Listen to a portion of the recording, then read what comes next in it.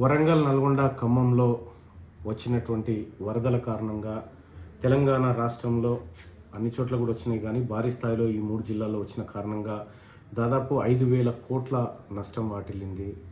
జనజీవనం స్తంభించిపోయింది. ప్రజల నిత్యావసరాలన్నీ వరదమయం అయిపోయినాయి, బురదలో చిక్కుపోయినాయి. ప్రజలంతా తీవ్ర ఇబ్బందులు పడుతూ ఉన్నారు.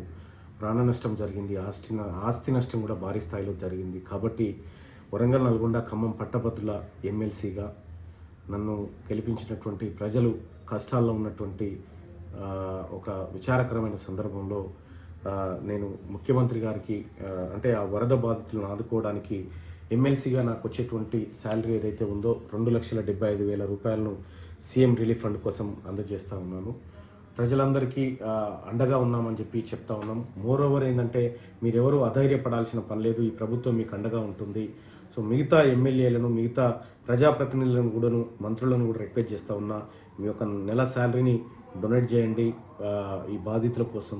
వాళ్ళంతా మన వాళ్ళే కాబట్టి మీ అందరికి చేతులెత్తి రిక్వెస్ట్ చేస్తూ ఉన్నా. అటు ముఖ్యమంత్రి సహాయ నిధికి కానీ, లేకపోతే మీకు తోచిన విధంగా మీరు ఆ ప్రజలకు అందుబాటులో ఉండి అండగా నిలవాలని, అన్ని రకాలుగా సహాయ సహకారాలు అందించాలని మీ అందరినీ రిక్వెస్ట్ చేస్తూ ఉన్నా. ధన్యవాదాలు.